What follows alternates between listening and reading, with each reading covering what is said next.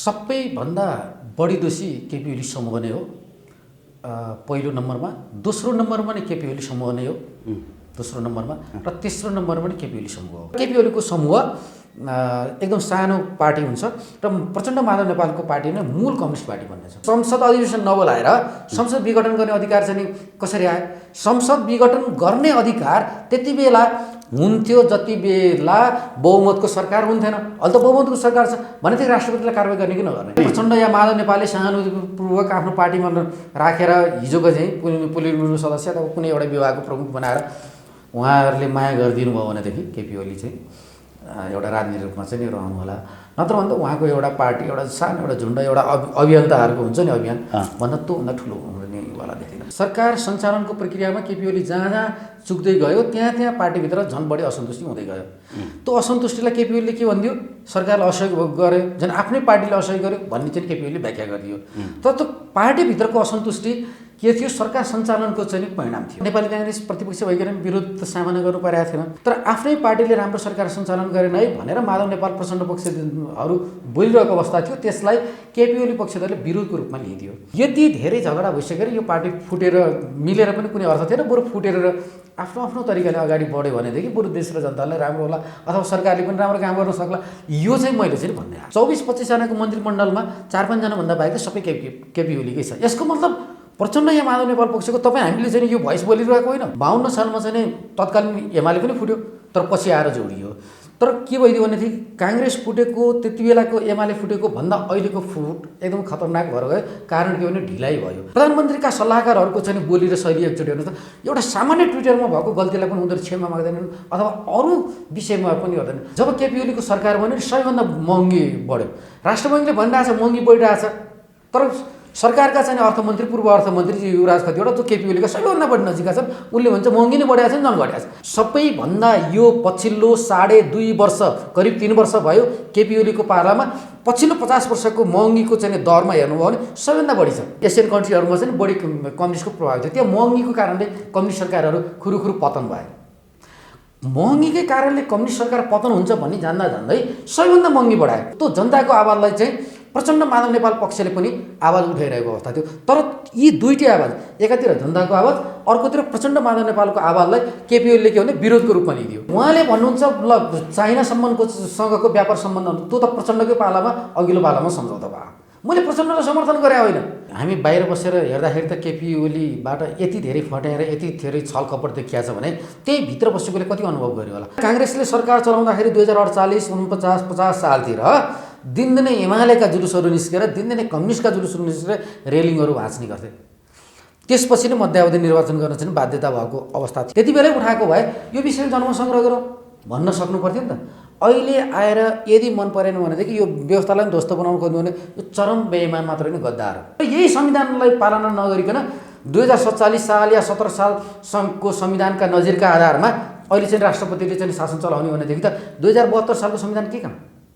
72 सालको संविधान अनुसार चल्ने हो कि उहाँ चाहिँ 2047 साल र 17 सालको संविधान 15 सालको संविधान अनुसार? भारतका ती व्यक्तिहरू जुन व्यक्तिहरू चाहिँ भ्रमण गरे पछाडि यो अवस्था आयो। मतपत्र छाप्ने मतपत्रको त्यति रकमले चाहिँ टुँडी खेलमा बसेको चाहिँ त्यति जनतालाई चाहिँ अलिकति घाँसबास कपास गरेर बस्नु मिलाइदिने भनेदेखि कति धेरै चाहिँ न्याय हुन्छ होला।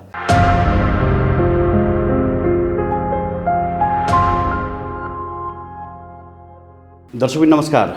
PNBखबर.com को यो विशेष श्रृङ्खलामा आज हामीसँग राजनीतिक विश्लेषक, पत्रकार एवं राजनीति शास्त्रका विद्यार्थी पनि हुनुहुन्छ। विनोद त्रिपाठीजी हाम्रो साथमा हुनुहुन्छ। विशेष गरी पछिल्लो समयको राजनीतिक घटनाक्रमबारे व्याख्या विश्लेषण गर्ने प्रयास गर्छौँ। सर, यहाँलाई स्वागत छ PNBखबर.com मा। धन्यवाद। आराम हुनुहुन्छ सर? तपाईँको सामाजिक सञ्जालमा गइरहेको थिएँ 10 महिना अगाडि नै, करिब 10 महिना अगाडि नै नेकपा विभाजन हुन्छ, पार्टी फुट्छ भनेर लेख्नुभएको थियो। निकै गाली खानु पर्यो, निकै कमेन्टहरूको चाहिँ सहनु पर्यो भनेर लेख्नु भएको रहेछ है। 10 महिना अगाडि नै तपाईँले भनेको कुरा आज पुरा हुँदा चाहिँ खुसी हुने त ठाउँ छैन, दुःखी हुने पनि ठाउँ नरहने भयो। सर्वप्रथम त मलाई यो भन्ने अवसर दिनुभएकोमा यहाँलाई धन्यवाद छ। पहिलो कुरा, सत्तारूढ नेकपा किन फुट्छ भनेको म जम्मा मुख्य 4वटा कारण म यहाँलाई बताउन चाहन्छु। चुनावको रिजल्टहरू आउँदै गर्दा केपी ओली पक्षको जुन शैली थियो त्यसको आधारमा नम्बर 1, नम्बर 2 सरकार सञ्चालन जुन तरिकाले भइरहेको थियो त्यो आधारमा, नम्बर 3 जुन व्यवस्थाले परिकल्पना गरेको थियो त्योभन्दा बाहेक सरकार गइरहेको अवस्था थियो र नम्बर 4 जनताका जनजीविकाको सवालमा सरकारले कुनै सम्बोधन गरेको अवस्था थिएन। यी 4वटा कारणले सरकारका काम कारबाहीप्रति पार्टीभित्र धेरै असन्तुष्टि हुन्छ र पार्टी फुट्छ अब भन्ने मैले आकलन गरेको थिएँ त्यति बेला। चैतमा मैले भन्दै गर्दाखेरि सत्तारूढ दलका कार्यकर्ताले त पत्याउने कुरै भएन, अन्य व्यक्तिले पनि त्यसलाई चाहिँ स्वीकार गरेर अथवा पत्याएको अवस्था थिएन। कार्यकर्ताले त हिजो अस्तिसम्म पनि पत्याएका थिएनन् पत्याएका थिएनन्। जब मैले यो कुरा मैले माघमा लेखेँ, गत वर्षको माघमा लेख्दाखेरि मैले माघमा एउटा आर्टिकलमा के लेखेको थिएँ भनेदेखि चैतको 26 गते बहुदल जुन आएको थियो 46 सालमा, चैत 26 गते यो पार्टी फुटेर 2टा पार्टी हुन्छ सत्तारूढ नेकपा भनेर मैले चाहिँ भनेको थिएँ र त्यो तयारी पनि थियो। माधव नेपाल पक्ष, खास गरी प्रचण्ड भन्दा नि माधव नेपाल पक्षले विभिन्न जिल्लामा तयारीहरू सुरु गरिसकेका थियो र केन्द्रमा पनि अब केपी ओलीसँगै बस्न सकिन्न भन्ने आधारहरू देखिया थियो। र के भइदियो भनेदेखि फागुन र चैतबाट त यो कोभिडको चाहिँ सङ्क्रमणले गर्दा त्यो सबै थाँती हुँदै गयो र त्यस पछाडि पनि मैले लगातार भन्दै आएको विषय के थियो भने सरकार सञ्चालनको प्रक्रियामा केपी ओली जहाँ चुक्दै गयो त्यहाँ पार्टीभित्र झन् बढी असन्तुष्टि हुँदै गयो। त्यो असन्तुष्टिलाई केपी ओलीले के भनिदियो, सरकारले असहयोग गर्यो, झन् आफ्नै पार्टीले असहयोग गर्यो भन्ने चाहिँ केपी ओलीले व्याख्या गरिदियो। तर त्यो पार्टीभित्रको असन्तुष्टि के थियो, सरकार सञ्चालनको चाहिँ परिणाम थियो। नेपाली काङ्ग्रेसले विरोध गर्ने स्वाभाविक थियो, तर नेपाली काङ्ग्रेस प्रतिपक्ष भइकन विरोध त सामना गर्नु परेको थिएन। तर आफ्नै पार्टीले राम्रो सरकार सञ्चालन गरेन है भनेर माधव नेपाल प्रचण्ड पक्षहरू बोलिरहेको अवस्था थियो, त्यसलाई केपी ओली पक्षधरले विरोधको रूपमा लिइदियो। अब त्यो आग्रह र पूर्वाग्रह देखे पछाडि मैले त्यति बेलै चाहिँ भने यो पार्टी चाहिँ यी व्यक्तिहरू सँगै रहँदैनन्, यी व्यक्तिहरू अलग अलग हुन्छन्। माधव नेपाल प्रचण्ड अलग हुने या केपी ओली अलग हुने यो आफ्नो ठाउँमा के कसरी हुन्छ त्यो अलग कुरा हो, तर पार्टी चाहिँ फुट्छ भनेर मैले त्यति बेलै घोषणा गरेको थिएँ, त्यति बेला लेखेको पनि थिएँ। फेरि हामीलाई यो भन्दै गर्दा कार्यकर्ताहरू अथवा सम्बन्धित नेकपाहरू हामीले त्यो पार्टी फुटोस् भनेर कामना त गरे होइन नि, सिचुएसनलाई विश्लेषण मात्रै गरेको कुरा हो। सिचुएसनलाई विश्लेषण गर्ने हामी त अहिले पनि कामना गर्छौँ पार्टी मिल्नुपर्छ, पार्टी फुट्नु हुँदैन, तर फुट्यो। तर यति धेरै झगडा भइसकेर यो पार्टी फुटेर मिलेर पनि कुनै अर्थ थिएन, बरु फुटेर आफ्नो आफ्नो तरिकाले अगाडि बढ्यो भनेदेखि बरु देश र जनतालाई राम्रो होला अथवा सरकारले पनि राम्रो काम गर्न सक्ला, यो चाहिँ मैले चाहिँ भन्दै आएँ। ओके, आज मात्रै केपी शर्मा ओलीले निर्वाचन आयोगमा एउटा पत्र पठाउनु भएको छ, नेकपा चाहिँ मेरो पार्टी हो भनेर। उहाँले विभिन्न केन्द्रीय सदस्यहरूको पनि नाम सिफारिस गर्नुभएको छ, नियुक्ति गर्नुभएको छ, नयाँ प्रवक्ता पनि उहाँले नियुक्त गर्नुभएको छैन। अब प्रचण्ड गुटको पनि भेला अहिले भइरहेको अवस्था छ, आज हामी यो अन्तर्वार्ता गरिरहेको समयमा। यो समग्र सिनेरियोमा संसद विघटन भइसकेको पनि अवस्था छ होइन, र यो सिनेरियो आउनुमा सबैभन्दा प्रमुख दोषी केपी ओली हुन् कि प्रचण्ड गुट हो? सबैभन्दा बढी दोषी केपी ओली समूह नै हो पहिलो नम्बरमा, दोस्रो नम्बरमा नै केपी ओली समूह नै हो दोस्रो नम्बरमा, र तेस्रो नम्बरमा नै केपी ओली समूह हो। कसरी म त मलाई चाहिँ बुँदागत रूपमा छोटो भन्छु। जब सरकारका काम कारबाहीहरूप्रति प्रचण्ड माधव नेपाल पक्षले चाहिँ असन्तुष्टि जनायो या जनताबाट आवाज आयो, अर्को पक्षबाट पनि आवाज आयो। एक्जाम्पलको लागि कुलमान घिसिङलाई पुनर्बहाली गरिनुपर्छ भन्ने कुराहरू चाहिँ नि सारा जनताले बोले, प्रतिपक्षले समेत बोल्यो या अरूले पनि बोले, धेरैले बोले। एकचोटिले गर्दा जनतामा लोकप्रियता छ र यो कामलाई निरन्तरता गर्ने र नेपाल विद्युत प्राधिकरणका योजनाहरू सम्पन्न गर्नको लागि कुलमान घिसिङलाई पुनः नियुक्ति गर्दाखेरि के बिग्रन्छ र गर्नुपर्छ भनेर सबै दबावहरू आउँदा, सबैको आवाजहरू आउँदा पनि केपी ओलीले सुनेन नि। त्यहाँबाट नै केपी ओलीको यो सरकारको दिनगन्ती सुरु भयो र केपी ओली अब सँगै यो पार्टीमा बस्दैन या चाहिँ पार्टी फुटेर जान्छ भन्ने कुरामा आयो।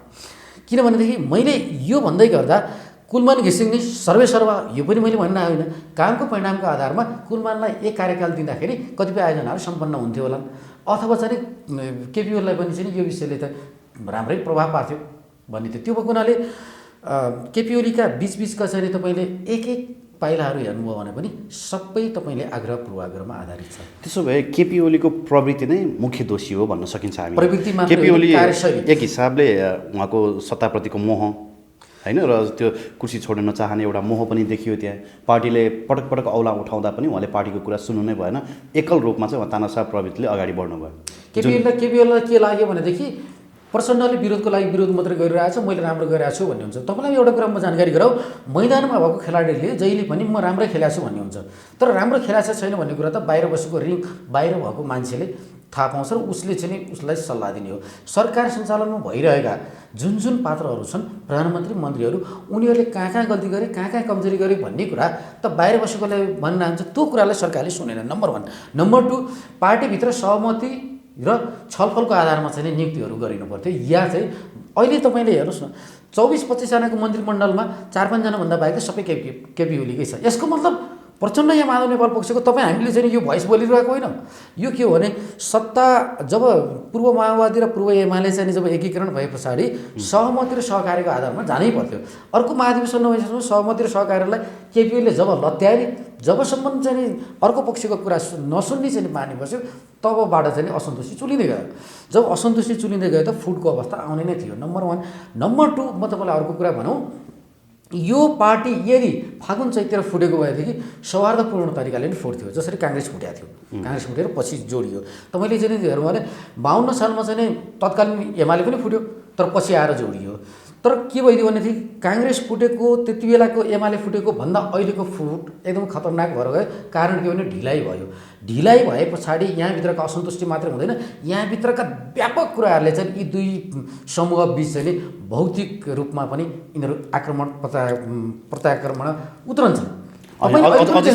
कार्यकर्ताहरू बिचमा काङ्ग्रेसमा त्यस्तो थिएन अथवा हिजोको पूर्व एमालेमा पनि थिएन। होइन अझैसम्म त केपी ओलीको कार्यकर्ताहरू बढी आक्रामक देखिएका छन् सामाजिक सञ्जालमा या मिडियामा सुरुबाटै केपी ओलीको डिफेन्समा बढी आक्रामक देखिएका छन्। केपी ओलीको तपाईँले सुरुबाटै हेर्नुभयो भने पनि चुनावी मत परिणाम आउँदाखेरि सबैभन्दा बढी काङ्ग्रेसलाई पार्टीले होइन अब काङ्ग्रेस 20 वर्षका लागि कहिले सत्तामा नै आउँदैन अरू पार्टी नै आउँदैन कम्युनिस्ट पार्टीको मात्रै सरकार बन्छ अब चाहिँ सबै स्वर्ग जस्तो नेपाल बनाइदिन्छौँ भनेर अनावश्यक कुराहरूमा आरोप प्रत्यारोप गर्ने केपी ओलीका बढी थिए। तपाईँले चुनावका बेलामा उनीहरूका गतिविधि हेर्नुभयो भने सामाजिक सञ्जाल र मिडियामा मात्र होइन उनीहरूका हरेक गतिविधिहरू अरूलाई मान्छे गर्दैनथे होइन। त्यो एउटा प्रवृत्तिले के भन्यो उनीहरूलाई एउटा हुकुमी तिर लैरहेको थियो। त्यो हुकुमी शैली चाहिँ जब तपाईँले एकचोटि अनुमान गर्नुहोस् न प्रधानमन्त्रीका सल्लाहकारहरूको चाहिँ बोली र शैली एकचोटि हेर्नुहोस् त एउटा सामान्य ट्विटरमा भएको गल्तीलाई पनि उनीहरू क्षमा माग्दैनन् अथवा अरू विषयमा पनि गर्दैन। त्यति मात्रै होइन जब केपी ओलीको सरकार बन्यो सबैभन्दा महँगी बढ्यो। राष्ट्र बैङ्कले भनिरहेछ महँगी बढिरहेछ तर सरकारका चाहिँ अर्थमन्त्री पूर्व अर्थमन्त्री युवराज खतिवटा जो केपी ओलीका सबैभन्दा बढी नजिकका छन् उनले भन्छ महँगी नै बढेको छ नि झन् घटेको छ। ए बाबा महँगी घटेको र बढेको त मन्त्रीलाई थाहा हुन्छ त्यो खाने उपभोक्तालाई थाहा हुन्छ त्यो साधारण जनतालाई थाहा हुन्छ। जनताले भन्छ महँगी बढेको छ त्यही आधारमा नेपाल राष्ट्र बैङ्कले रिपोर्ट तयार पारेको छ कि नेपाल राष्ट्र बैङ्कले महँगी बढ्यो है भन्दै गर्दाखेरि सरकार सुन्दैन। अहिले पनि तपाईँले हेर्नु भने सबैभन्दा यो पछिल्लो 2.5 वर्ष करिब 3 वर्ष भयो केपी ओलीको पालामा पछिल्लो 50 वर्षको महँगीको चाहिँ दरमा हेर्नुभयो भने सबैभन्दा बढी छ। तपाईँको कम्युनिस्टको जहाँ जहाँ मुलुक छ नि तपाईँको फिलिपिन्समा त अहिले त हटिसक्यो भियतनाममा अहिले पनि छ जे भने पूर्वी एसियन कन्ट्रीहरूमा चाहिँ बढी कम्युनिस्टको प्रभाव थियो। त्यो महँगीको कारणले कम्युनिस्ट सरकारहरू खुरुखुरु पतन भए। महँगीकै कारणले कम्युनिस्ट सरकार पतन हुन्छ भन्ने जान्दा जान्दै सबैभन्दा महँगी बढायो। अहिले तपाईँले एउटा एक्जाम्पल म तपाईँलाई दिन्छु। नेपालमा चिया उत्पादन हुन्छ चियामा यो लकडाउन पछाडि 75% चाहिँ मूल्य वृद्धि गरिएको छ। आफ्नै उत्पादन तपाईँले खानको लागि तपाईँकै बारीको उत्पादनलाई तपाईँले 75% महँगोमा बढी खानुपर्छ भनेदेखि यस्ता सानातिना विषयहरू अहिले हेरौँ न। अर्को सानो कुरा गरौँ यो उखु किसानकै तपाईँको समस्यालाई एकचोटि हेरौँ त 90 करोड सरकारले गत वर्षै तिर्दिएको भए र ती उद्योगीहरूसँग असर उपयोग गर्ने एउटा चाहिँ कानुनी प्रक्रियामा गइदिएको भए उद्योगीहरूलाई पनि एउटा राम्रो बाटो हुन्थ्यो किसानहरूलाई पनि मर्का पर्थेन। तर यस्तो सरकार यति गैर जिम्मेवार तरिकाले गइरहेछ भनेदेखि त्यो जनताको आवाज थियो। त्यो जनताको आवाजलाई चाहिँ प्रचण्ड माधव नेपाल पक्षले पनि आवाज उठाइरहेको अवस्था थियो। तर यी दुईटै आवाज एकातिर जनताको आवाज अर्कोतिर प्रचण्ड माधव नेपालको आवाजलाई केपी ओलीले के भने विरोधको रूपमा लिइदियो। जस्तो ठ्याक्कै यही पोइन्टमा आउँदै थिएँ म। यति बेला जनतामा सबैभन्दा बढी अलोकप्रिय प्रधानमन्त्री केपी शर्मा ओली हुन्। तर केपी ओली यो पनि भन्न खोजेको होइन लोकप्रिय अलोकप्रिय त भोलि इतिहास जनताले त देखाएको छ। तर यो कालखण्डमा केपी ओली विकास भएका छन् जनताको लागि प्रतिपादक छन्। विकासका थुप्रै कामहरू भएका छन् होइन जस विकासका जगहरू खनिएका छन्। तर पनि जनतामा जुन हिसाबले गएको छ उहाँको त्यो पर्सेप्सन अनुसार चाहिँ सबैभन्दा बढी अलोकप्रिय हुनुभएको छ आज सामाजिक सञ्जाल हेर्दाखेरि। तर उहाँका कार्यकर्ताहरू चाहिँ खनिएका छन् फेरि उहाँले जे भने पनि अथवा केपी ओलीले संसद विघटन गर्दा पनि होइन सही गर्नुभयो भनेर चाहिँ उहाँहरू डिफेन्डमा लाग्नु भएको छ। तर प्रचण्ड ग्रुपका अथवा भनौँ माधव नेपाल ग्रुपका चाहिँ अलिक बढी सौहार्दपूर्ण वातावरणले चाहिँ होइन मिलेर जानुपर्छ, पार्टी एकीकरण टुटाउनु हुँदैन भनेर उनीहरू अन्तिम अवस्था सबै लागिरहे।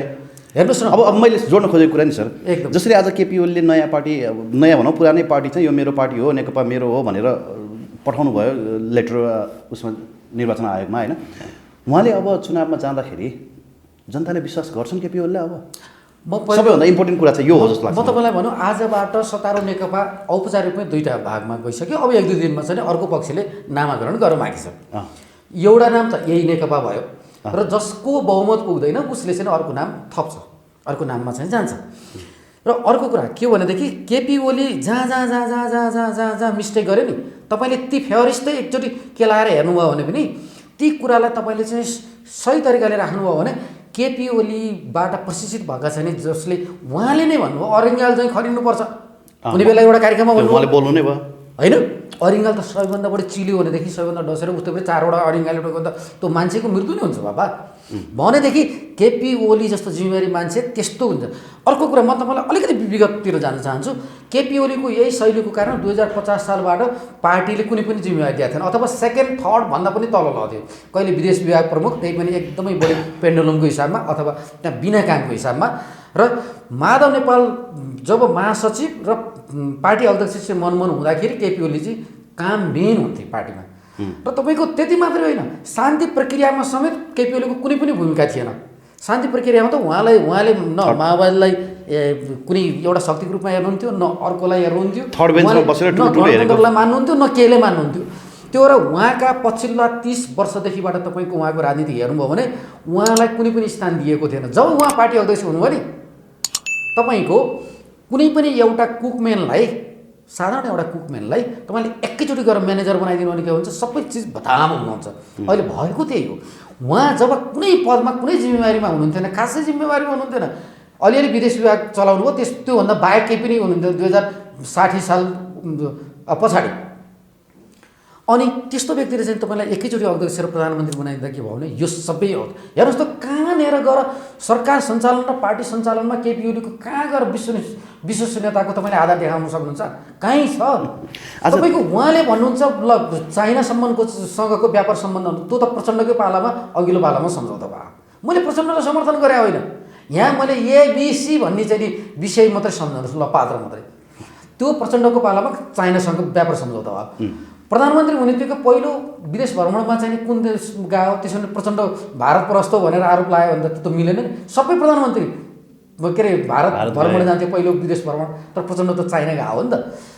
अनि भारतसँगको सम्बन्धमा पनि केपी ओलीको चाहिँ खास राम्रो मात्रै होइन, हामीले ल कतिपय कुराहरू हेऱ्यो भने ल त्यो नक्साकै हिसाब गऱ्यो भने पछिल्लो पटक आएर जब रगा एजेन्टदेखि त्यहाँका सुरक्षाका निकायका प्रमुख र विदेश सचिव समेत आउँदाखेरि उहाँ अब नक्साको मात्र बोल्नु भएन, अब विदेशीको इसारामा के गर्नुपर्ने हो, के चलखेल गर्नुपर्ने हो, के अस्थिरता निम्त्याउनु पर्ने सारा गर्नुभयो। संविधानमा दिएको छ यो संसद विघटनको कुरा। अनि त्यो त्यहाँ म आउँछु सर। म अझै पनि यहाँ एउटा कुरा प्रश्नसँग के जोड्न चाहन्छु भने केपी ओलीले मदन भण्डारी फाउन्डेसन मार्फत होइन पार्टीको लागि भनौँ स्थानीय तहमा आफ्नो पार्टी फर्मेसन गरिरहनु भएको थियो। पार्टीका विभिन्न तहहरू निर्माणको प्रक्रियामा हुनुहुन्थ्यो र नेकपा एमाले भनेर पनि पार्टी एउटा दर्ता गराउनलाई एउटा छुट्टै समूह पनि खडा गर्नुभएको थियो। त्यो सबै घटनाक्रमहरू यदि हेर्ने र आजको जुन निचोड छ, आजको जुन आउटपुट छ, त्यसलाई हेर्ने हो भने उहाँहरू पार्टी विभाजनको लागि एकदम स्पष्ट रूपमा तयार हुनुहुँदो रहेछ। आर्थिक रूपमा, साङ्गठनिक रूपमा होइन, मेन्टली पनि उहाँहरू तयार हुनुहुँदो रहेछ भन्ने कुरा देखियो नि होइन? एकदम। तपाईँ हामी बाहिर बसेर हेर्दाखेरि त केपी ओलीबाट यति धेरै फट्याएर यति धेरै छलकपट देखिया छ भने त्यही भित्र बसेकोले कति अनुभव गर्यो होला। तपाईँ कल्पना गर्नुहोस् त, तपाईँको पार्टीलाई एकीकरण बनाएर लैजाने, संयुक्त महाधिवेशन गर्ने भनेर चाहिँ एकातिर तयारी चलिरहेछ, अर्कोतर्फ स्वयं चाहिँ एमाले दर्ता गर्ने, किशोर चिन्ह केतिर निर्वाचन आयोगतिर दबाब दिने, अर्को मात्रै होइन अनि आफ्ना मन्त्रीहरूलाई मात्रै राख्ने, ती कामहरूले पार्टीभित्र चाहिँ विग्रह स्थिति ल्यायो। अर्को कुरा, केपी ओलीले कुनै बेला प्रतिपक्षी दललाई दलै होइन पनि भने, अब नेपालमा कम्युनिस्ट मात्रै हुन्छ, काङ्ग्रेस त पुरै सिक्यो पनि भने, तर आफ्नै पार्टीका साथीहरूको सहमतिलाई लत्याएर प्रतिपक्षका कतिपय कुराहरूलाई उचालिएर त्यहाँबाट चाहिँ जानुभयो। म तपाईँलाई एउटा सानो एक्जाम्पल दिन्छु। अहिले अवैधानिक रूपमा नियम विपरीत विभिन्न आयोगमा नियुक्ति गर्ने क्रममा उहाँले काङ्ग्रेसका मान्छे पनि सरसल्लाहले राख्नुभयो। यो कुरा यो सहमतिको आधारमा त आजभन्दा 10 महिना अगाडि नै सुरु गर्नुपर्थ्यो। अहिले के भयो, जब प्रचण्ड माधव नेपाल बिच्किए पछाडि काङ्ग्रेससँग उहाँ चाहिँ नजिक हुन पुग्नुभयो। हामीले पहिले के भनेको काङ्ग्रेसको ग्रिन सिग्नल नभइकन त संसद विघटन भएन भनेर प्रतिपक्ष र सत्तापक्षको सहकारीका आधारमा चाहिँ जानुपर्ने छैन। हरेक समितिहरूमा हरेक उसमा छ, प्रतिपक्षलाई उतिनै स्थान दिएको छ। पहिलो देश चलाउने जिम्मा जति सत्तापक्षको छ, प्रमुख प्रतिपक्षको पनि त्यति नै चाहिँ जिम्मा एउटा जनताप्रतिको चाहिँ कर्तव्य छ। संविधानले नै त्यो छ भनेदेखि कुनै दिन पनि नेपाली काङ्ग्रेसलाई सँग उहाँले कुनै पनि सरसल्लाह गर्नु भएन। जब उहाँको केही सिप लागेन, अहिले आएर चाहिँ भागभण्डामा जानुभयो। यो जस्तो आग्रह पूर्वाग्रह, यो जस्तो खराब प्रवृत्ति केही हुनसक्छ। मैले भन्न खोजेको के थियो भने उहाँलाई कहाँनिर अवरोध थियो सरकार चलाउन? कहीँ पनि अवरोध थिएन। न कुनै दिन चाहिँ काङ्ग्रेसले जुलुस निकाल्यो, न कहिले। हेर्नुहोस्, त्यति बेला काङ्ग्रेसले सरकार चलाउँदाखेरि 2048, 49, 50 सालतिर दिनदिनै एमालेका जुलुसहरू निस्केर, दिनदिनै कम्युनिस्टका जुलुसहरू निस्केर रेलिङहरू भाँच्ने गर्थे। त्यसपछि नै मध्यावधि निर्वाचन गर्न चाहिँ बाध्यता भएको अवस्था थियो। खैर त्यतातिर पनि हामी प्रवेशै नगरौँ। उहाँलाई प्रतिपक्षको अवरोध थिएन। अहिले केपी ओली शर्मालाई जो प्रधानमन्त्री पदमा हुनुहुन्छ, पार्टीभित्रबाट पनि कुनै पनि असहयोग थिएन। सहमतिमा मात्रै नियुक्ति गरौँ, सरसल्लाहमा जाऊ है, प्रचण्ड र माधव नेपालले त्यही भनेको अवस्था थियो। पार्टीभित्रबाट सहयोग थियो, जनताबाट झन् आशा र भरोसा भएको ढुक्कले जनताबाट सहयोग थियो, चौतर्फी सहयोग थियो। कहाँबाट उहाँलाई असहयोग थियो र उहाँ छटपटाट भएर चाहिँ आफैले यो चाहिँ यो खालको चाहिँ दुर्दशा निम्ति आउनुभयो। यो विषयमा हामी चाहिँ बोल्नुपर्ने हो। हामीले खास गरी चाहिँ मैले यही विषयलाई मध्यनजर राखेर आजभन्दा 10 महिना अगाडि नै यो पार्टी फुट्छ, किनकि यो शैली मन नपराउने पार्टीमा चाहिँ भनौँ नेकपाभित्र पनि प्रशस्त मान्छेहरू छन् भन्दा गर्दा प्रचण्ड माधव नेपालहरू त्यो बेलामा अडिन सक्ने अवस्था थिएन। त्यही कारणले यहाँसम्म चाहिँ पार्टीको एउटा विरोधको भित्र अन्तर्द्वन्द्व चल्दै आयो। यो सिचुएसन आयो होइन। अलिकति म यहाँ के जोड्छु भने प्रचण्डले जुन आरोपपत्र अथवा भनौँ राजनीतिक प्रस्ताव पेश गर्नुभयो, त्यसमा चाहिँ केपी ओलीले असहमति जनाउँदै मेरो राजनीतिक भविष्य नै खत्तम पार्ने उद्देश्यले चाहिँ यो प्रस्ताव आएको छ, म यसको उचित प्रत्युत्तर दिन्छु भन्नुभएको छ। तर केपी ओलीको प्रत्युत्तरमा चाहिँ फेरि जनयुद्धलाई पनि उहाँले मान्नु भएन, त्यो देखिन्छ त्यहाँ होइन। त्यहाँनिर फेरि उहाँले गणतन्त्रलाई पनि स्वीकार नसक्ने अभिव्यक्तिहरू आयो विभिन्न उहाँका आफन्तहरूद्वारा होइन, र सङ्घीयताको पनि विभिन्न कुराहरू आयो। यो सबै कुराहरू देख्दा कतै गणतन्त्र, सङ्घीयता र धर्मनिरपेक्षताको विरुद्धको सबैभन्दा ठुलो एजेन्टको रूपमा चाहिँ केपी ओली आफूले काम गरिरहनु भएको छ भन्ने देखियो कि केपी ओलीलाई यी विषयहरूमा चाहिँ आशंका गर्ने आधारहरू देखिन्छ होइन, आशंका गर्न पाइन्छ। तर ठ्याक्कै छैन यो विरोध। तर पनि त्यति बेला केपी ओलीले यी कुनै पनि विषयमा योगदान नदिएको हुनाले गणतन्त्रको लागि पनि उहाँको योगदान छैन, संहिताको लागि उहाँसँग कुनै योगदान छैन, यही संविधान निर्माणमा पनि केपी ओलीको खासै व्यक्तिगत रूपमा कुनै योगदान छैन। त्यो भएको हुनाले चाहिँ कतै यो व्यवस्था विरोधी गतिविधिमा केपी ओली संलग्नता अथवा केपी ओलीले नै यो चाहिरहेको अवस्था त होइन भनेर आशंका गर्नेहरू आधारहरू के अरे शङ्का गर्ने सकिन्छ। तर के हो भनेदेखि यदि यति धेरै परिवर्तन र यति धेरै चाहिँ नि मेहनत, यति धेरै चाहिँ हामीले खर्च गरेर ल्याएका विभिन्न राजनीतिक परिवर्तनलाई, हरेक परिवर्तनलाई चाहिँ त्यसलाई स्वीकार नगर्ने, फेरि अर्को परिवर्तन ल्याएर चाहिँ भने मुलुक त कहिले भन्ने सधैँ ध्वस्त हुन्छ। चाहेर पनि संहिता या गणतन्त्र अब चाहिँ अगाडि बढ्नुपर्छ भन्ने मात्रै कुरा हो। तपाईँको एउटा चाहिँ विचार होला, मेरो एउटा वाद मलाई मन पर्ला, त्यो अर्को ठाउँमा राखेर पनि अहिले चाहिँ नेपाललाई अगाडि बढाउनु पर्छ। जस्तो आम जनताको भावना एकातिर छ, तर तपाईँ एउटा पोलिटिकल स्टुडेन्ट पनि भएको हुनाले होइन, पोलिटिकल साइन्सको स्टुडेन्ट पनि भएको हुनाले यति बेला अन्तर्राष्ट्रिय राजनीतिक हस्तक्षेप पनि नेपालमा एकदमै बढेको छैन। नेपालको विशेष गरी नेपालको जियो पोलिटिक्समा अन्तर्राष्ट्रिय हस्तक्षेप त सबैले देखिरहेको, मनन गरेको, विश्लेषण गरिरहेको कुरा हो होइन। भारतले चाहिँ जब मोदी सरकार आयो, नेपालमा चाहिँ हिन्दू राष्ट्र घोषणा गराउँछौँ हामी भनेर पटक पटक उनीहरूले बोलिरहेका छन्। उनीहरूका मुख्यमन्त्रीहरू समेत नेपालमा आएरै भाषण गरेको छ। र त्यही अनुरूप चाहिँ पछिल्लो समय भारतलाई पनि म खुसी पार्छु र भारतसँग पनि एउटा राम्रो सम्बन्ध, जुन सूचना नक्सा जारी गरे पछाडि बिग्रिएको सम्बन्ध थियो, केपी ओलीले चाहिँ कतै अब यो धर्मनिरपेक्षता, संघीयताको घाँटी निमोट्ने पो हो कि भन्ने देखिन्छ कि देखिँदैन सर? केपी ओलीलाई जसमा चाहिँ फेरि संहिता मन परेको थिएन, यो धर्मनिरपेक्षता मन परेको थिएन या गणतन्त्र मन परेको थिएन भने यो आवाज किन त्यति बेला उठाइएन जति बेला नेपालमा संविधान बन्दै थियो? केपी ओलीको उठाउनु पर्थ्यो नि, त्यति बेलै उठाएको भए यो विषय जनमतसङ्ग्रह गरौँ भन्न सक्नु पर्थ्यो नि त। अहिले आएर यदि मन परेन भनेदेखि यो व्यवस्थालाई पनि ध्वस्त बनाउनु खोज्नु भने यो चरम बेइमान मात्र होइन, गद्दार प्रवृत्ति हो। हामी यहाँतिर प्रवेश गरौँ। अर्को कुरा, म तपाईँलाई चाहिँ अर्को कुरा म जानकारी गराउँ, मैले लेख्दै आएको अर्को विषय के हो भने यो संविधानको कुरा गर्दैछु। संविधान भनेको तपाईँ हामीले चाहेर नचाहेर पनि पालना गर्नुपर्छ, लागू गर्नुपर्छ र कानुनका हरेक कुराहरूमा तपाईँ हामीले पालना गर्नैपर्छ। तर संविधानमा उल्लेखै नभएको विषयलाई, संसद विघटनको कुराहरूलाई चाहिँ जब राष्ट्रपतिले चाहिँ पालना अहिले पालना नगरेको देखियो नि, राष्ट्रपति माथि प्रश्न उठाउने कि नउठाउने, उहाँमाथि नैतिकताको प्रश्न उठ्ने न, उहाँमाथि यो संविधानको विरुद्ध काम गरेको भनेर कारबाही गर्ने कि नगरे, जसलाई यो अधिकारै छैन। तपाईँको नेपालको संविधानले अहिले 2072 जुन नेपालको संविधान 2072ले त्यति बेला मात्रै संसद विघटन या मध्यावधिको निर्वाचनको परिकल्पना गरेको छ। सरकार, संसदले सरकार बनाउन नसकेको अवस्था वा त्यहाँ कुनै पनि समूहले या पार्टीले चाहिँ बहुमत नल्याउन सकेको अवस्थामा एउटा प्रधानमन्त्रीको जुन सिफारिसमा, त्यति बेलाको प्रधानमन्त्रीको सिफारिसमा राष्ट्रपतिले मध्यावधि त्यो सबै बाटोहरू थुनेर उहाँले सबै संसदको यो सबै प्रक्रिया सुन्नु न, पहिलाको अवस्थाको अस्थिरता अवस्थालाई देखेर त्यो अस्थिरता ननिम्त्योस् भनेर यति मेहनत गरेर यो संविधान ल्याएको छ। त यही संविधानलाई पालना नगरिकन 2047 साल या 17 सालको संविधानका नजिरका आधारमा अहिले चाहिँ राष्ट्रपतिले चाहिँ शासन चलाउने भनेदेखि त 2072 सालको संविधान के काम? 72 सालको संविधान अनुसार चल्ने हो कि उहाँ चाहिँ 2047 साल र 17 सालको संविधान 15 सालको संविधान अनुसार चलियो? तर राष्ट्रपतिमाथि गम्भीर प्रश्न उठेको छ। त्योभन्दा बढी त नैतिकताको रूपमा पनि अहिले चाहिँ निरङ्कुश शासनको रूपमा प्रधानमन्त्री केपी शर्मा ओली चाहिँ चल्नु भएको छ। किनभने अहिले चाहिँ उहाँले जब संसद विघटन गरेपछि त उहाँको दृष्टिकोणबाट, उहाँको क्षेत्रबाट हेर्ने हो भने त उहाँ त अहिले दल रहित प्रधानमन्त्री हुनुहुन्छ या चाहिँ उहाँले हुकुमी शासन चलाइरहनु भएको छ। तैपनि कानुन विज्ञहरूले चाहिँ अहिले यो संसद मरेको छैन, संसद बिउताउन सकिन्छ भन्ने आधारहरू ल्याइरहेका छन्। तर गर्न खोजेको के? यति धेरै अस्थिरता निम्त्याउनु जरुरी थियो यहाँ। जस्तो मैले यहाँ जोड्न खोजेको सन्दर्भ चाहिँ नेपालका राजनीतिक परिवर्तनहरूमा इन्डियाले केही न केही समर्थन या त विरोध गर्ने गर्दथ्यो। यो केपी ओलीको कदममा इन्डिया मौन छ, चाइना पनि मौन छ भनेपछि ग्रिन सिग्नल त छ नि मजाले।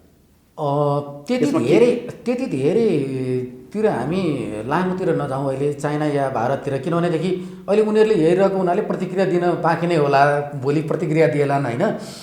तर एउटा शङ्का गर्ने आधार के हो भनेदेखि जब भारतका चाहिँ स्तरका व्यक्तिहरू भ्रमण गरे पछाडि केपी ओलीले एकैचोटि चाहिँ 2 हप्ता नबित्दै चाहिँ यो संसद डिजल्भ गर्नु अनि यो संविधानलाई उल्लङ्घन गर्ने काम राष्ट्रपतिबाट हुनु कहीँ न कहीँ अन्तर्राष्ट्रिय क्षेत्रबाट अथवा भारतका कुनै न कुनै शक्तिबाट उपयोग या प्रयुक्त भएको छैन अथवा त्यहाँबाट चाहिँ सञ्चालित छैन भन्ने आशंका गर्ने आधारहरू छन्। मैले भनिहालेँ भारतका ती व्यक्तिहरू जुन व्यक्तिहरू चाहिँ भ्रमण गरे पछाडि यो अवस्था आयो कि पहिल्यै हुनु पर्थ्यो। अर्को कुरा के भनेदेखि केपी ओली आफैमा राष्ट्रवाद कुन हदसम्म हुन् भन्ने प्रश्नको अर्को हामी च्याप्टरमा जान सकिन्छ। किनभनेदेखि केपी ओली जति बेला पार्टीमा मैले भने नि कामविहीन अवस्थामा उनको भूमिका थियो, शङ्कास्पद थियो। ती कुराहरूले नै अहिले प्रधानमन्त्रीको पदमा या पार्टी अध्यक्षको पदमा रहँदै गर्दा अरूलाई पनि काम गराउन नदिने, खुरुखुरु हेर्दाखेरि पनि विदेशी इसारामा चले जस्तो देखिने। कारण के हो? यो त कहिले हुन्छ नि मान्छेको सानैमा जे हुने बिरुवाको चिल्लोबाद भने सानैमा जे लक्षण देखिया त्यो ठुलो भएपछि नि देखिया हो कि त्यो वो हुनाले केपी ओलीका यी आशंकाहरूलाई चाहिँ के आधारलाई आशंका गर्ने आधारहरू छन्। तर ठ्याक्कै हामीसँग प्रुफ नभएको हुनाले केपी ओलीको समग्रमा हामी केपी ओलीको अभिमानको परिणाम हो यो भनेर चाहिँ भन्न सक्छौँ। अब साँच्चै भन्ने हो भने कोरोनाको यो क्राइसिसले गर्दाखेरि नेपाली जनताहरू निर्वाचनको लागि तयार छैनन्। त्यति मात्र होइन, नेपालका राजनीतिक दलहरू पनि आर्थिक रूपले पनि निर्वाचनको लागि यति बेला रेडी छैनन् होइन। 3 महिना अलिकति पछाडि चाहिँ निर्वाचन उहाँले घोषणा गर्नुभएको छ। तर निर्वाचनै हुन्छ भन्ने कुरामा चाहिँ धेरै मानिसहरूले शङ्का गर्नुभएको छ। निर्वाचन अदालतले चाहिँ उल्ट्याएर संसद यसको विघटनको विरुद्धमा चाहिँ कम्तीमा पनि निर्णय गरिदियोस् भन्ने धेरैलाई चाहना छ होइन। तर अदालतले त्यो गर्छ भन्नेमा चाहिँ धेरैजनाले आशंका गर्नुहुन्छ। अदालतले गर्छ या गर्दैन भन्ने कुरा आफ्नो ठाउँमा छ, अहिले हामी त्यतातिर प्रवेश नगरौँ। तर अदालतले गरेन या गरेछ भन्दा पनि जनताबाट भोलिको हुन्छ आम केपी ओली समूहभन्दा बाहेक सम्पूर्णले यो परिस्थितिलाई जुन केपी ओलीले गरेको राष्ट्रपतिले गरेको कामप्रति विरोध जनाएका छन्। त्यो हुनाले चाहिँ अदालतभन्दा सबैभन्दा ठुलो कुरा जनताको शक्ति हो। जनताको शक्ति भनेको दल, स्वतन्त्र जनता सबै हुन्छ। त्यो हुनाले चुनाव गर्ने वर्तमान अवस्थामा त सम्भावनै छैन। तपाईँको अहिले विश्व परिस्थिति यति कठिन छ, नेपालको अवस्था यति जटिल छ, तपाईँको अहिले 1 करोड रुपियाँ कहीँ खर्च गर्न सक्ने अवस्था छैन। मतपत्र छाप्ने मतपत्रको त्यति रकमले चाहिँ टुँडी खेलमा बसेको चाहिँ त्यति जनतालाई चाहिँ अलिकति घाँसबास कपास गरेर मिलाइदिने भनेदेखि कति धेरै चाहिँ न्याय हुन्छ होला। त्यो मतपत्र खेर मात्रै जाने होइन। अहिले त बहुमत ल्याउनु पर्ने दलले ल्याइसक्यो। स्वयं नेपाली काङ्ग्रेसले के भन्नु आएछ, यो संसद विघटन चाहिँ यो खराब हो भन्ने छ। यदि काङ्ग्रेसले आफ्नो स्वार्थको लागि हुन्थ्यो भने त उसले यो संसद ठिक छ, अब चुनावमा विघटन भएको ठिक छ, चुनावमा जाउँ भन्न सक्थ्यो नि त, या अरू पार्टीले भन्न सक्थ्यो। तर के भइदियो भने आम पार्टीहरू, सबै पार्टीहरू बाहेक केपी ओली मात्रै यो प्रकारको प्रतिगमनकारी कदम किन चाले होला, यसलाई समर्थन किन गर, यो एकदम आश्चर्य लाग्दछ। त्यहाँ हुने खर्चलाई त हामीले जनताका एक सम्बोधनहरू गर्न सक्छ नि। त्यो कुरा चुनाव हुने सम्भावना म देख्दिनँ, चुनाव हुनलाई एकदम कठिनै छ। तर के हो भनेदेखि अब कर्मचारीलाई तलब बाँड्न त पैसा छैन भन्ने सरकार, कामहरू धेरै अवरोधहरू गर्न सक्छ। होइन, कर्मचारीलाई तलब बाँड्न त वैदेशिक ऋण लिनु पर्यो भन्ने सरकार चुनाव गराउन चाहिँ पैसा कहाँबाट आउँछ त? अब चुनाव गर्नको लागि पैसा अहिले दिने कुनै पनि देशले, पहिला त अनुदान हुन्थ्यो, कतिपय देशहरूले चाहिँ चुनाव गर्नको लागि चाहिँ योभन्दा अगाडि पनि युरोपियन अहिले युनियनले त यो कोभिडको कारणले धेरै जसो देशहरू आफै पनि आर्थिक रूपमा कमजोर बन्दै गएका छन्। त्यो हुनाले चाहिँ यो घडीमा, यो कठिन घडीमा चाहिँ केपी ओलीले कुन सनकको भरमा चाहिँ यो खालको संसद विघटन गरेर चाहिँ मध्यावधिको निर्वाचन तोक्या, यो त बुझिन सकिने छ।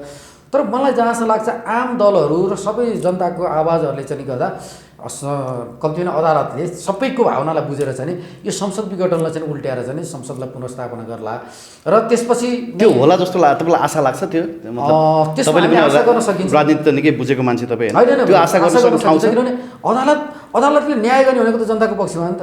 कुनै एउटा चाहिँ अमुक चाहिँ निर्जीव वस्तुको पक्षमा होइन त। अख्तियारमा त चलेन के, मान्छे नियुक्ति गरिसकेको छ त। पछिल्लो पटक हेर्दाखेरि के छ भनेदेखि संवैधानिक निकायहरूमा केपी ओलीले एउटा गैर कानुनी ढङ्गबाट नियुक्ति गरेका कुराहरू आछन्। तर अदालतमा जुन हामीले अदालतलाई पनि फेरि फेयर रूपमा छौँ भनेर हामीले यो पनि भनिरहेको छैनौँ। राजनीति चाहिँ त अदालतमा पनि प्रशस्त छ, किनभने हिजो पनि अदालतमा चाहिँ राजनीति भागभण्डाको आधारमा न्यायाधीशहरू चाहिँ नियुक्ति गर्ने काम भयो। त्यो आधारमा फैसला कतै त्यस्तो जनताको इच्छा विपरीत आउँछ कि भन्न हामीले आशंका गर्न सकिन्छ। तर एउटा आशावादी के भने अदालतले कम्ती नै सबैको भावनालाई चाहिँ बुझेर फैसला गर्ला भन्ने चाहिँ आशा गरौँ। यदि जनताको पक्षमा फैसला आयो भने संसद पुनर्स्थापना हुन्छ। त्यसो भयो भने केपी ओली प्रधानमन्त्री रहिरहन्छन्। केपी ओलीको नैतिकता, राष्ट्रपतिको नैतिकतामाथि प्रश्न चिन्ह त खडा गरिसकेका छन् सबैले। यो विषयमा के छ भने अब यो विषयमा हामीले कानुन विज्ञका कानुनका साथीहरूसँग चाहिँ सरसल्लाह गर्न सक्छौँ। तर मेरो विश्लेषणमा अथवा मेरो तर्क के भन्छ भनेदेखि एउटा विशेषाधिकार चाहिँ सभामुखलाई पनि छ। सभामुखलाई भएको विशेषाधिकार जति प्रधानमन्त्री या राष्ट्रपतिलाई आफ्ना अधिकारहरू छन्, संविधानमा त चाहिँ सभामुखलाई नै विशेषाधिकार भएको हुनाले आफ्नो हाउस बोलाउने अधिकार, बैठक बोलाउने अधिकार सभामुखलाई नै भएको हुनाले यो हाउसलाई जीवित बनाउन सक्ने आधारहरू पनि प्रशस्त छन्। तर के भनेदेखि चाहिँ राष्ट्रपतिले नै त्यसलाई चाहिँ विघटन गरिदिएको हुनाले चाहिँ कुन वेबाट जाने त्यो एउटा चाहिँ पर्खन सक्ने अवस्था अदालतको मुद्दालाई हामीले वेट गर्नु पर्यो। त्यसभन्दा बाहेक अर्को विकल्प भनेको सभामुखको विशेषाधिकार प्रयोग र तेस्रो नम्बर भनेको त जनताको आवाज नै। अर्को एक तहले कसरी विश्लेषण गरिरहेका छन् भने संविधानमा नभएका धाराहरू लगाएर अथवा संविधानले व्याख्या नगरेको हिसाबले चाहिँ संसद विघटन भयो भने प्रधानमन्त्री केपी शर्मा ओली र राष्ट्रपतिलाई चाहिँ राज्यद्रोहको मुद्दा लगाउनुपर्छ भनेर विश्लेषण गर्नुभएको छ। त्यो सम्भव होला, सकिन्छ? त्यो तपाईँको संविधानको विरोध गर्ने हरेक नागरिकले कारबाही हुनुपर्छ पर्दैन? तपाईँले संविधानको कुनै संविधान विपरीत काम गर्नु भने तपाईँलाई राज्यले दण्डित गर्छ गर्दैन? मलाई गर्छ गर्दैन? हरेक नागरिकलाई गर्छ नि, गर्छ।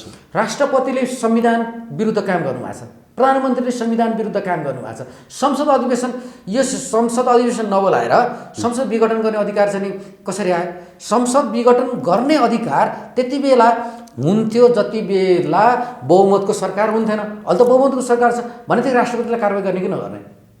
बहुमतको सरकार हुँदाहुँदै चाहिँ संसद विघटन गर्ने चाहिँ सिफारिस गर्ने चाहिँ प्रधानमन्त्रीलाई कारबाही हुने कि नहुने, यो मैले भनेको। त्यस कारणले हामी त्यहाँभित्र प्रवेश गर्नुहुन्छ। हामी जनतामा अलिकति एउटा बुझ्ने चेतनामा कहाँनिर विकास हुनु पऱ्यो भनेदेखि कसले कहाँ के गलत गरेको छ, त्यो गलत गरेको मान्छेले कसरी दण्ड पाउनुपर्छ भन्नेतिर जानुपर्छ। त्यो हुनाले पहिलो नम्बरमा राष्ट्रपति र प्रधानमन्त्रीलाई कारबाही गरियो भने अब अन्तिममा केपी ओलीले जसरी चुनावमा जाँदै हुनुहुन्छ नयाँ पार्टी अथवा भनौँ त्यही पुरानै पार्टीलाई लिएर जनताले केपी ओलीमाथि विश्वास गर्ला? त्यो त जनताको कुरा हो। तर मलाई लाग्छ चाहिँ अब उहाँसँग कार्यकर्ता बाहेक थोरै एउटा सानो झुन्ड बाहेक हुने छैनन्।